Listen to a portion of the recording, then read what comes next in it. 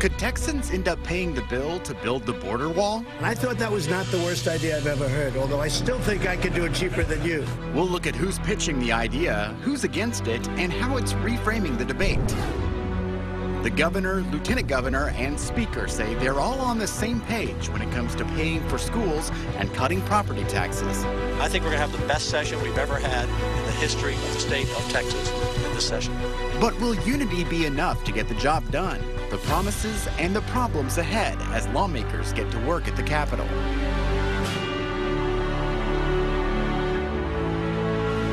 Hello, and thank you for joining us for State of Texas. I'm Josh Hinkle. This week, the Lone Star State took center stage in the battle over the border wall. President Trump visited McAllen on Thursday to talk firsthand with people involved in operations at the local, state, and federal level. Groups of protesters lined the streets, but so did groups rallying in support of the president. He also picked up support from Texas leaders like Senator John Cornyn and Senator Ted Cruz. And the president said Lieutenant Governor Dan Patrick offered to have Texas pay for building part of the wall if the government pays the money back. One of the things that Dan Patrick suggested, which I thought was very interesting, was give the state of Texas a relatively small amount of money. They'll build the wall themselves because they want to build it. Right. And I thought that was not the worst idea I've ever heard, although I still think I could do it cheaper than you. I still think I could do it. But I do like the idea, and we're going to look at a couple of ways of doing it where you guys get it up. You do things very well in Texas, and I like that idea, so we'll take a look. Patrick has previously said that Texas needs a border wall in the area between Brownsville and Falcon Lake. That's a stretch about 200 miles long, but his offer to have Texas pay for it brought sharp criticism from state Democrats. Representative Chris Turner said Texans want to build schools, not walls. He called the proposal ludicrous, inhumane, and un-Texan. Lieutenant Governor Patrick also vowed that the next Texas budget would include $800 million in state funding for border operations. That's what lawmakers passed last session.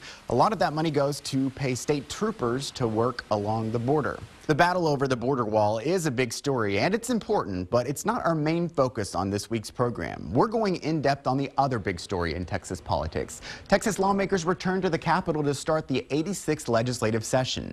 In the next few months, they'll make decisions that will influence the size of your tax bill, the funding for your child's school, and a lot of other issues that affect your life more than most decisions made in Washington. Texas House members took their oaths of office right after noon on Tuesday. Shortly after, they voted to make Dennis Bonnen their new speaker. The Angleton Republican won in a unanimous vote in the House. Bonnen promises to form a bipartisan coalition in the House while also working closely with the governor and lieutenant governor.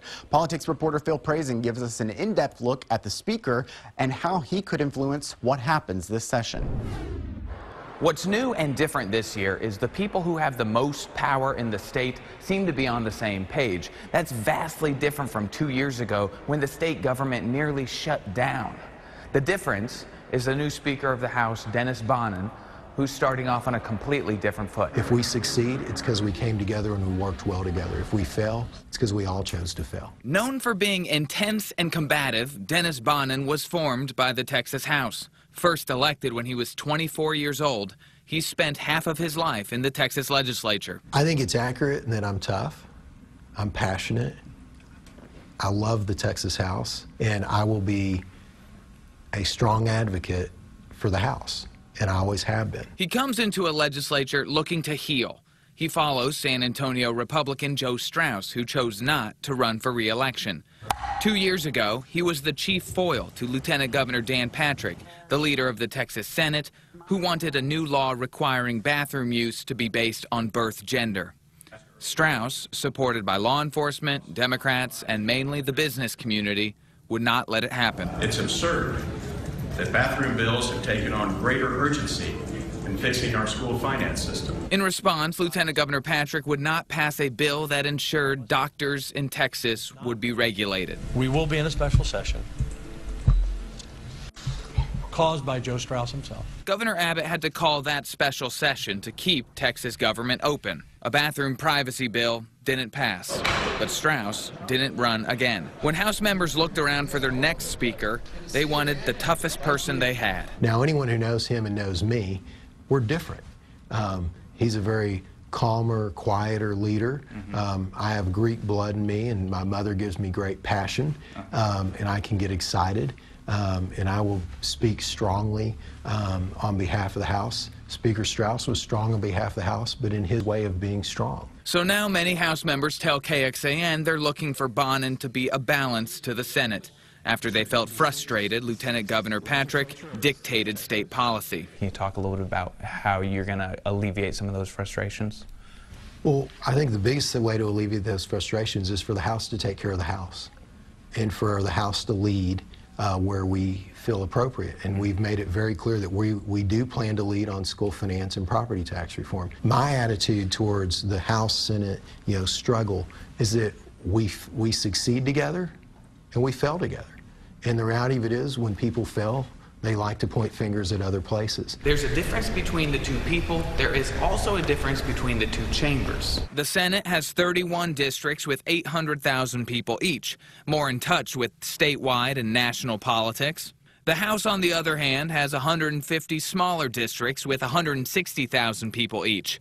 There, large local businesses, city governments, and school districts have more sway. But something else reinforced this focus as well.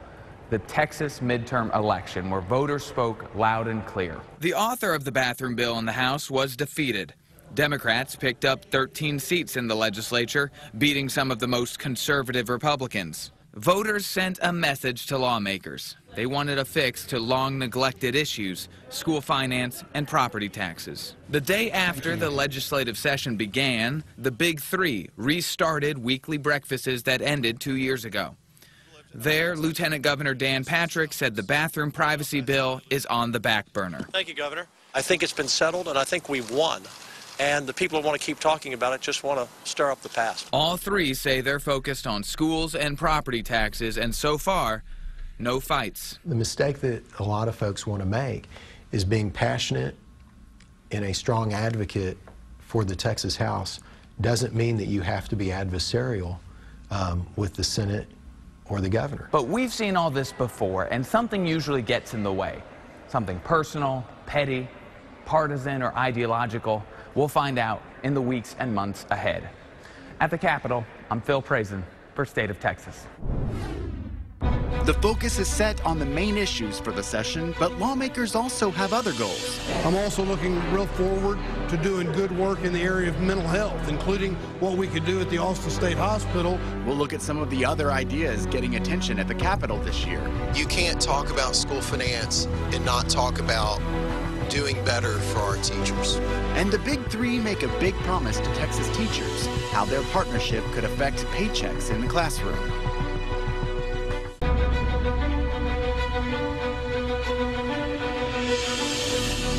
Governor Abbott, Lieutenant Governor Patrick, and House Speaker Bonin made a big point of showing their unity on working to address school finance. And they made a particular promise to teachers. The state's top three leaders went before cameras outside the governor's mansion, and all of them vowed to raise pay for Texas teachers. We want to increase teacher pay in the state of Texas. We want to reward our teachers, especially those who are delivering the results, and we want to address the teacher retirement system. And so we're all very interested in all of these issues, making sure that education is going to be one of the first and foremost issues we address. We improve education, including improving teacher pay. Next to the parent, the most important part of a child's education is the teacher. And today, only 32% of the $60 billion a year we spend on education is spent on teachers. Now, it may go to other things in the classroom, but it's the teacher that we must elevate their base pay, put incentives in there, and encourage them to also go into schools where we need better teachers or in grades where we need more focus. Friends of mine are teachers, and they tell me to make more money, I'm now going to become an administrator. We all agree that the path to more money in education should not be out of the classroom.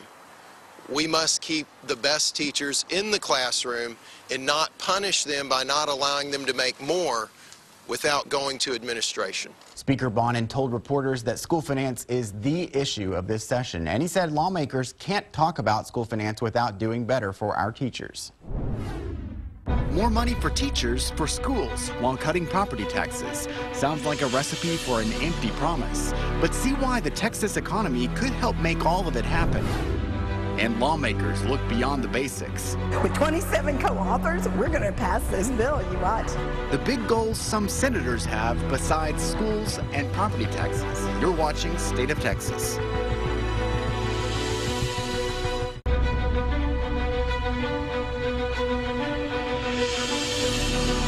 We've told you there seems to be widespread agreement about the top priorities this session at the Capitol, school finance and property tax reform, but individual lawmakers have big goals beyond those basics. We spoke to 3 senators about what they hope to accomplish this session.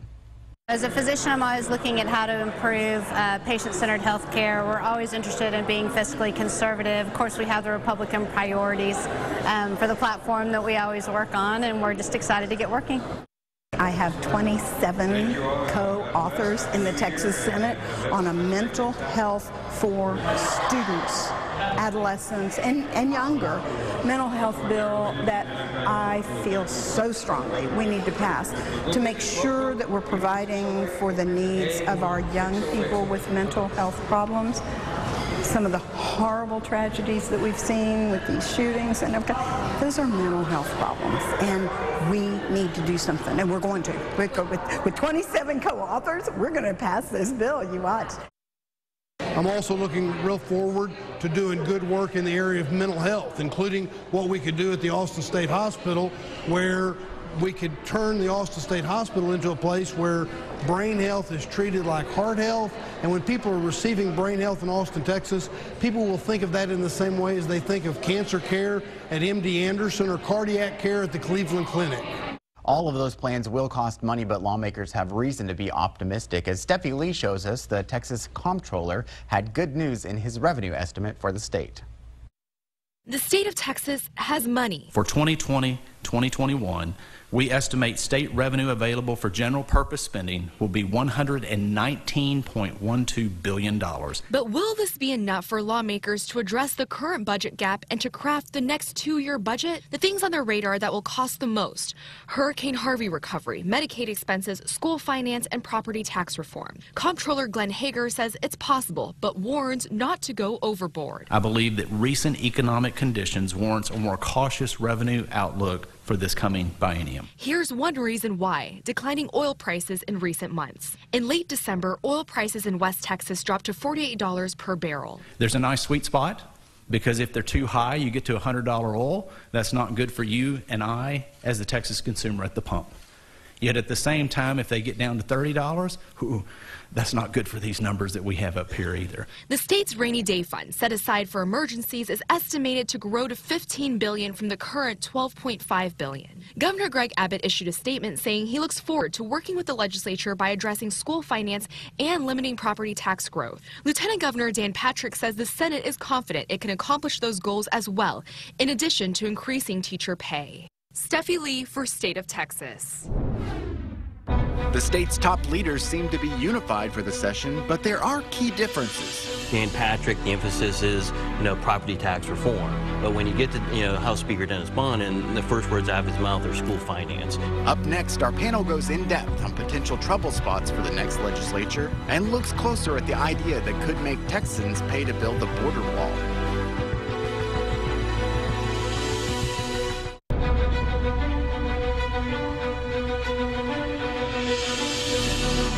Lawmakers and state leaders got back to work at the Capitol after making big promises to fix school finance and cut property taxes. But will this year be the year they actually deliver? We turn to our panel for perspective. Alana Rocha covers politics for the Texas Tribune.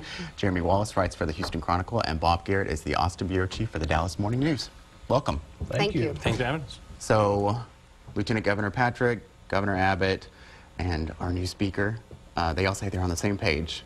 Is that true when we come and talk about property taxes and school finance. Well, you can see, look, they're saying a lot of the same words, and they're talking about unity quite a bit. But you could tell even in that first moment of unity, they're still emphasizing things a little bit differently. You know, if you listen to Dan Patrick, the emphasis is, you know, property tax reform. But when you get to, you know, House Speaker Dennis Bond, and the first words out of his mouth are school finance. And so you can see, you know, those aren't necessarily the same thing, right? And it's like they are related to one another, but how they approach that issue and how they negotiate, clearly there's a difference that they're going to have to kind of bridge that gap. You know, do you attack school finance to fix school finance, or do you attack school finance to fix property taxes? That's a big difference. What's going to happen to actually get, you know, some kind of solution with both of those subjects to the governor's desk? Yeah, well, I asked the governor in that first Big Three presser the other day, not to steal his thunder, but if we could expect that those two items would be on his list of emergency items at his State of the State address, I think slated for February 5th. And he said, look, I'm not going to show my hand, but I think the more time that lawmakers have to work on these issues, which are very complex, will be good. And I think we can expect some form of those issues to be on the emergency item list. Well, we have seen big goals get derailed by a divisive issue at the ledge. Last session it was the bathroom bill, but Dan Patrick said that bill won't come back this year, and he had an interesting reason why. Listen. When you win the battle, you don't have to fight the battle again. The truth is, the purpose of that legislation was to stop school districts from forcing boys and girls to share showers and locker rooms, and that stopped. That issue, the people have spoken loudly and clearly, and sometimes a bill doesn't pass, but you win on the issue. So, Bob, two questions. Does that really mean there's not going to be a round two for the bathroom bill, and did Patrick actually win that fight? Anyone can file a bathroom bill, but Patrick saying that does mean it's off the table this session. But there is no doubt that he jumped and others jumped on the Fort Worth Independent School District with a vengeance. So, I mean, I think they could argue we have sent a loud and clear message for people to be very careful about these policies, but they are still in place in Fort Worth and Dallas on a case-by-case basis. They're working this stuff out with individual transgender kids. So I think, you know, I'll wait for the fact checks, but I don't think he was really fully armed with a good talking point there, and we'll see how that plays over the next few weeks. While we're on the topic of Lieutenant Governor Dan Patrick, you know, President Trump was in town this week, and there were first rumors that Dan Patrick might take a job with the Trump administration, and then also now talk of Texas possibly paying for part of the border wall. What's this about? Well, you can see the relationship that Dan Patrick has with the president was already strong to begin with, but this week you really saw it, you know, heightened. You know, Dan Patrick missed the first day of the legislative session, something that, you know, even he acknowledged was unprecedented for a lieutenant governor in the state of Texas. And so for him to go to Washington, help the president on his speech, you know, then to be on the border with the president, and then have this recommendation that Texas could help pay for the wall. You know, it's hard to take that, you know, too entirely serious, you know, because I don't know where Texas would build that wall. Obviously, we would have to get all that same money from the federal government to do it. And the president said it wasn't the worst idea he had ever heard, which tells you there's some really bad ideas out there. But also, you know, he made clear that, you know, he thinks he can still do it cheaper, you know, than Josh, Texas could let's even go do. back to December 2016 after Trump's victory. Texas legislative budget writers were salivating over, hey, we don't have to put our $830 million per cycle into state border security because Trump's going to fix everything. Here we are 2.5 years later. We're not only talking about maintaining our state outlay, which of course is money that could go to school finance, we're talking about becoming a bank for the federal government. Well, and listen to how Patrick has, you know, he's trying to reframe the message, particularly in Texas, that we're not trying to wall the entire border. All week long, he's kept talking about the border wall, and he said it, you know, when he was with the president down in McAllen. So we want it from Brownsville to Falcon Lake. nobody's talking about that other 1,000 miles of Texas, for, walling off. He clearly is trying to reposition the argument not over 1,200 miles of Texas, but just over that window from, Falcon Lake to Brownsville, which is, we're talking, what, 160, 170 miles, potentially of barrier. And we already have 112, down there, so it's pretty close. Like much of the wall, though, it's symbolic, right? Exactly. I mean, that Dan Patrick is offering Texas and, a state where is a lot different than other states along the U.S.-Mexico border where, eminent domain and private property rights play in a lot more than just seizing federal land to erect a wall. So clearly that's an issue that's on a lot of people's mind right now. When the inauguration happens next week for Governor Abbott, do you expect that he's going to pull out any other priorities before we know what his emergency items might be? We did hear, I think on day one of the session, you heard at least Dennis Bonnen and the governors talked as well about human trafficking and addressing that. So I think that seems like a pretty high up priority. Whether or not he mentions that in the inauguration or waits for the state of the state remains to be seen. Shooting deaths at schools, school safety, both of them mentioned that. Right. Mental health, I think they've both talked about that. That ties in with the mass shooting at Santa Fe High School. And the fallout from Hurricane Harvey. Let's not forget, this is the first session since Hurricane Harvey hit and devastated Houston. And so I think we're going to see a lot of the policies and thought about how do we handle this in the future, how we deal with schools who have lost property tax collections because of damaged properties that aren't producing the same revenue. So I think all that will still, it'll be a backdrop of this, session as well. We'll see how that fares this session about that semester. Sometimes it feels like a little bit like class, right? No. Finals. Yes. All right. Well, thanks, guys, for being with us. We will catch up with you later in the session. Thank you. Thanks a lot. Thank you again for joining us for State of Texas. I'm Josh Hinkle. We'll be back next week to bring you an in-depth look at Texas politics.